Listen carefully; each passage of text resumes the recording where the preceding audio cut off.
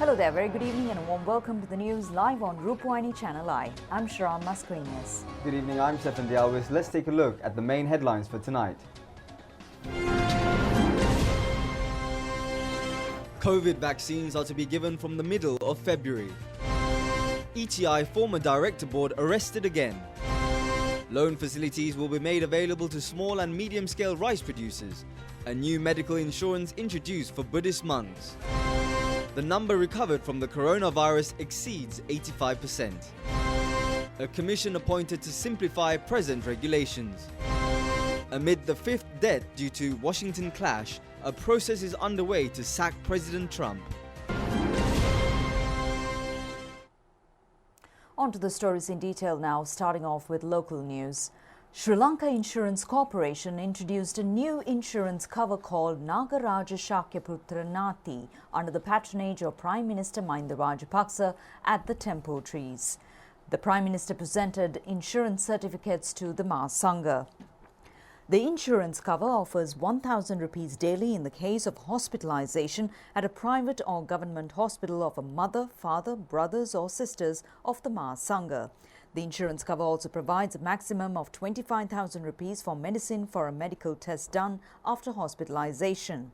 An annual fee of 2,000 rupees should be paid for the insurance cover, and the devotees are able to offer it during religious activity. The insurance scheme is scheduled to be introduced for other clergy in the future. The Chief Sangha Naik of the Colombo Navakoralaye and Navatotamune Venerable Divyagaha Yasasi Thera pointed out the Prime Minister has already allocated funds for Mindu Housing Scheme to provide a house to parents who have offered their children to the Buddha Sasana but without a house. He commended the Prime Minister for the services rendered on behalf of Buddhism. Funds have been allocated on the instructions of the Prime Minister to construct 2,000 houses, each valuing 600,000 rupees for the parents of Buddhist monks who has a land but unable to build a house. As a group of people including the Mahasangha, parliamentarians and state officials were present on the occasion.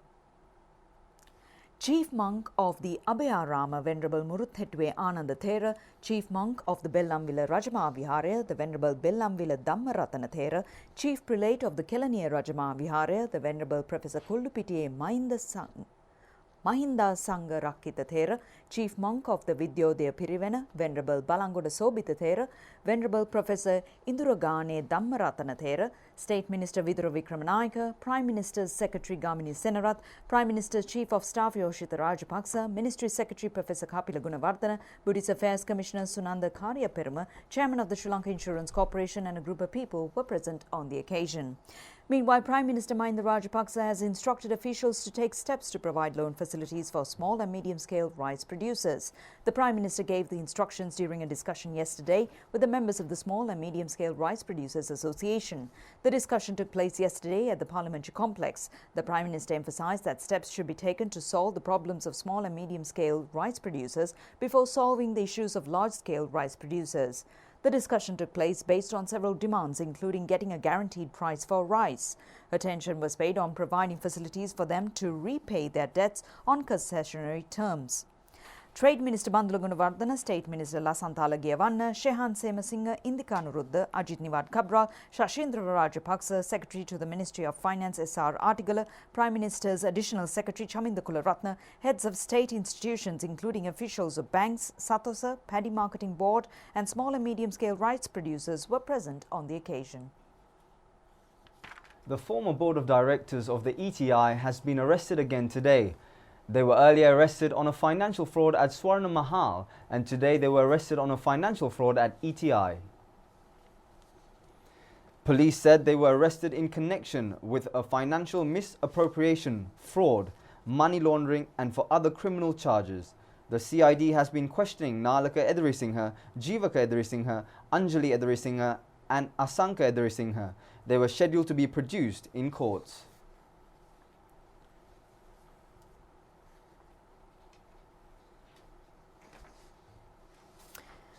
The number of recoveries from COVID-19 has increased to 40,317.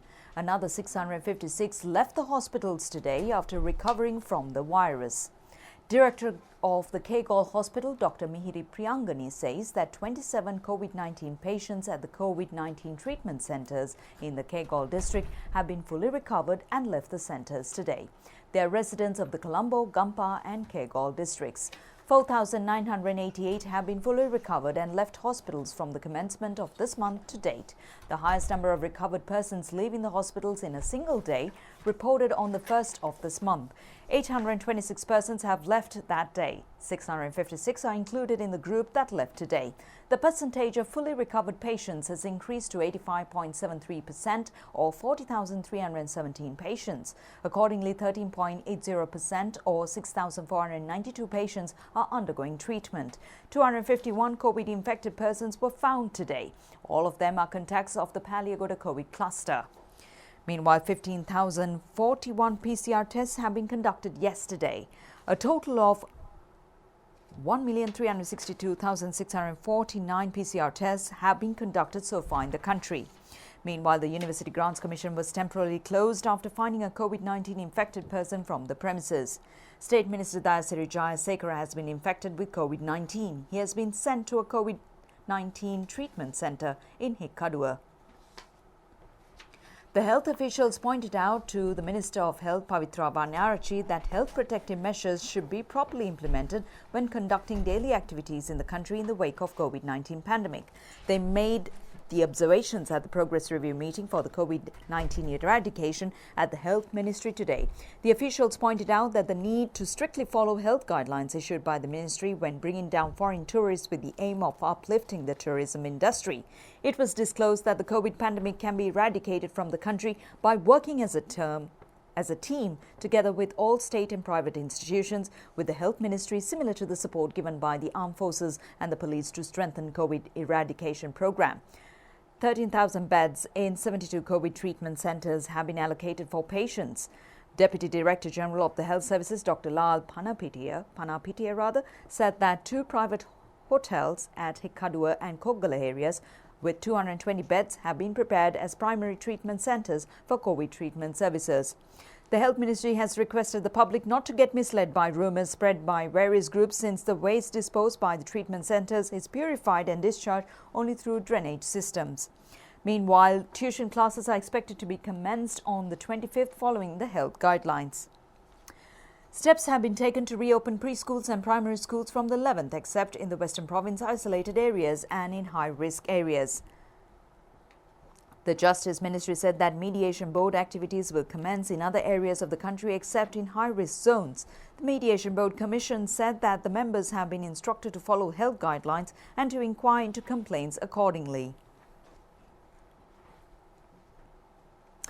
162 Sri Lankans arrived in the country this morning from Melbourne.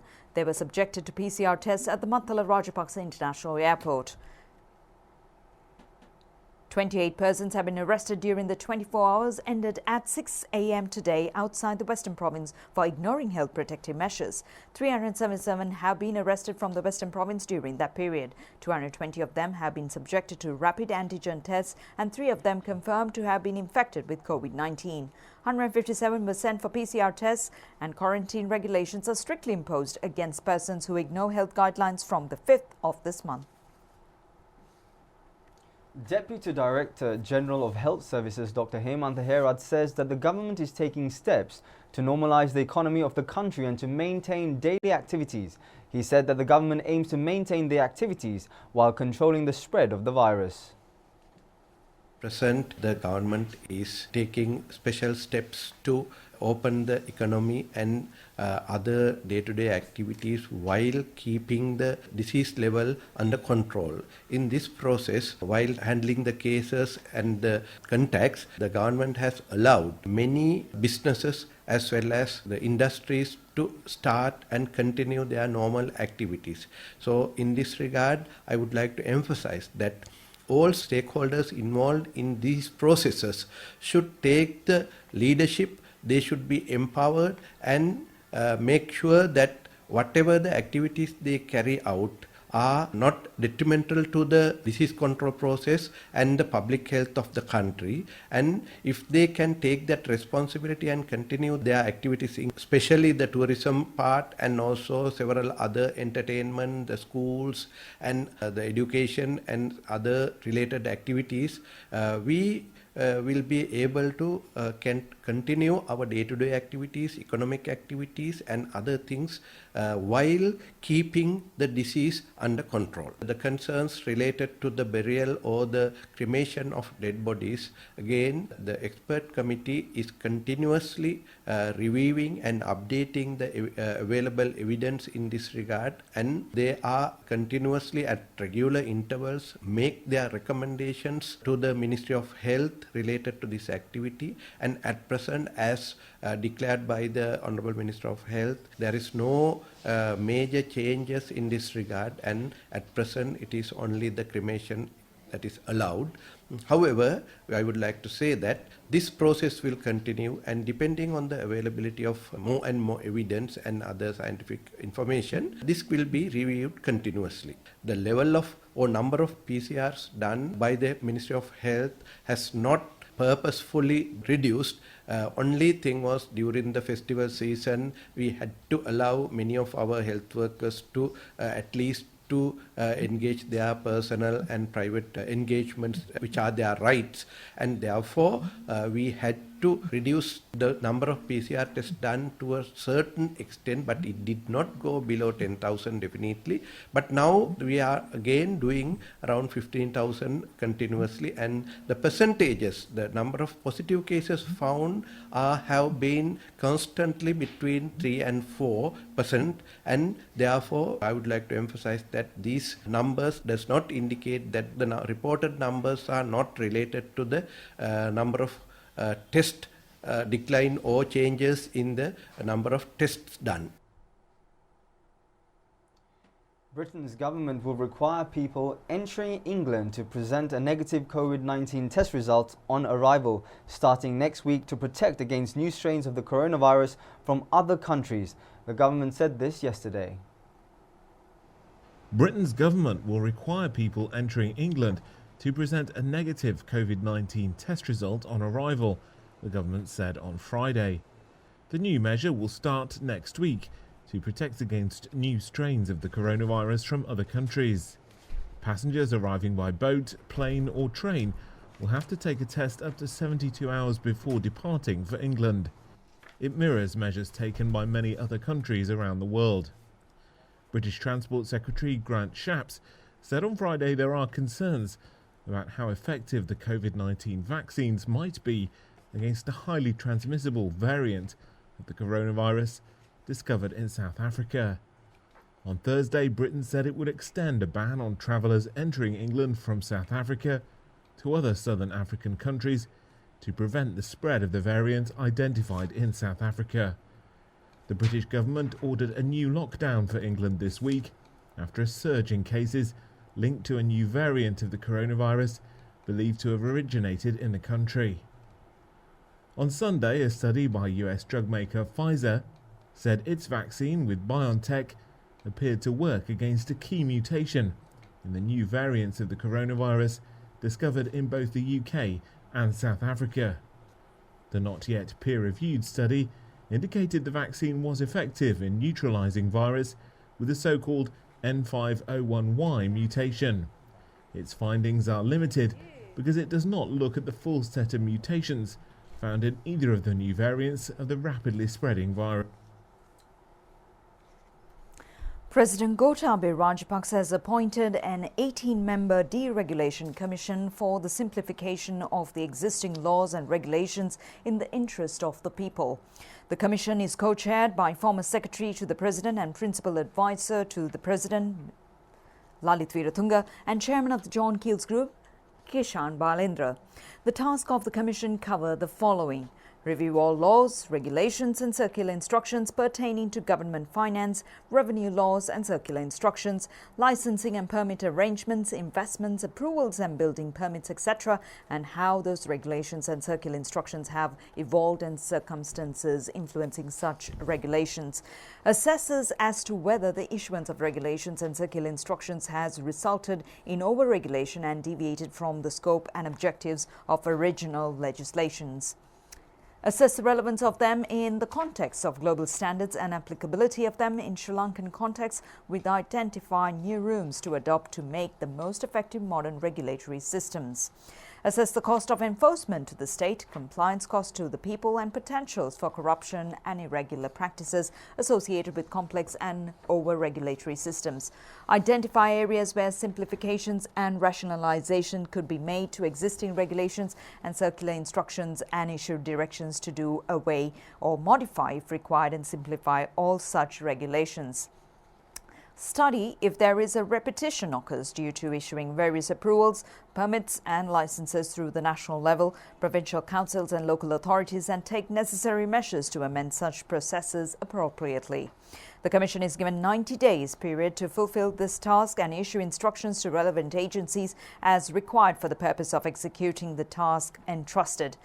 G.S. Vithanage, retired Ministry Secretary, has been appointed as Secretary to the Commission. Welcome back. Let's take a look at more local stories. State Minister Sudarshini Fernandopulle said in Parliament today that COVID-19 vaccines will be given from the middle of next month.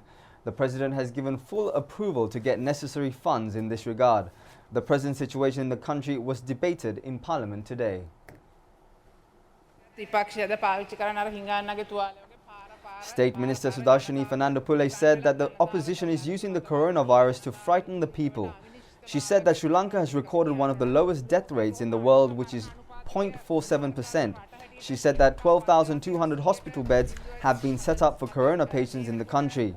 15 hospitals have been equipped with ICU facilities. Therefore, she said that the people do not have to fear for anything. The State Minister said that all measures are in place to provide the vaccine. The necessary orders have been placed with the World Health Organization. Discussions have been held regarding Oxford AstraZeneca, Oxford and Indian vaccines. She added that discussions are taking place on Pfizer vaccine as well.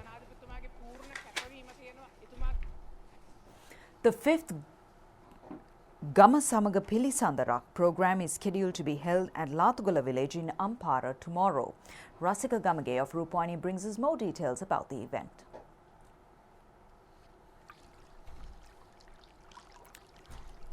Latugala Grama Seva Division is under the Uhana Divisional Secretariat area. It includes Mayatandi and Bokkabedda villages. People in the villages are engaged in agriculture. There are over 231 families in those areas. Rainwater is used for agriculture. A 7-member committee was appointed today to inquire into the cattle virus which is spreading in certain parts of the country. The committee was appointed under the patronage of State Minister D.B. Herath. The committee will look into the measures to be taken immediately to control the spread of the disease. The State Minister has informed the committee to provide a report with recommendations on implementing recommendations at provincial level. The committee includes 7 persons, including the Secretary to the State Ministry, S. Senanayaka.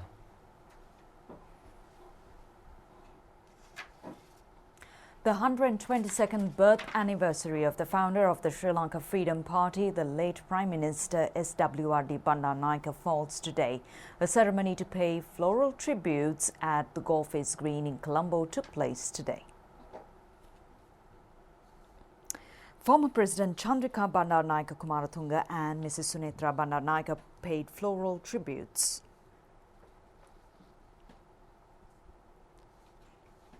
Former President and present Chairman of the Sri Lanka Freedom Party, Maithripala Sirisena, parliamentarians and party members also paid tributes to the late Prime Minister Bandaranaike at Golface Green in Colombo.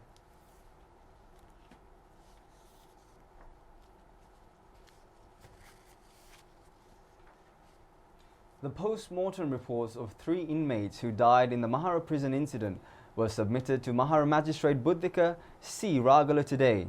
They were submitted by State Councillor Nishara Jayaratna. The magistrate ordered to permit to cremate the bodies which were not COVID infected. The order has been issued allowing the relatives to attend and hold religious rituals and to conduct the final rites at government expense.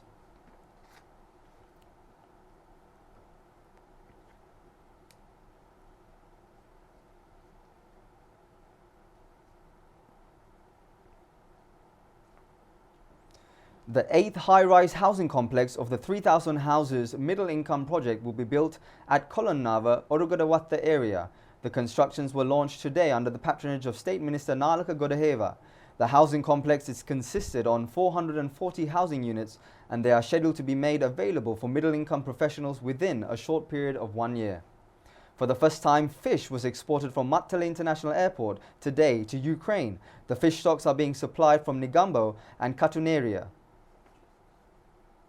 The Navy has arrested 2 suspects along with 124 kilograms of Kerala cannabis. They have been arrested off the northern sea of Kankasanture, My Lady area. It is reported that individuals in a suspicious dinghy boat was moving towards Thondamanaru have tried to drop some sacks into the sea and fled following the Navy operations. The Navy has chased the boat and arrested the suspects. The Navy has found more than 124 kilograms of Kerala cannabis inside the sacks that were thrown into the sea. Prime Minister Mahinda Rajapaksa paid his last respects to the late Mahanayaka of the Mahaviharaya, Vanshika Shamopali Mahanikaya of the Uva chapter, Mahaupadya Venerable Amevela Panyasarathera. The Prime Minister, who arrived this morning at Piliyandala Swarapola Bauttaluka temple, paid his last respects to the Venerable Amevela Panyasarathera. Opposition leader Sajith Premadasa also paid his last respects to the late Thera today. The funeral of the Venerable Panyasarathera is scheduled to be held at Kappetipula on Sunday. His remains were brought this afternoon to Kappetipula Sri Subhadra Rama Mula Mahaviharaya.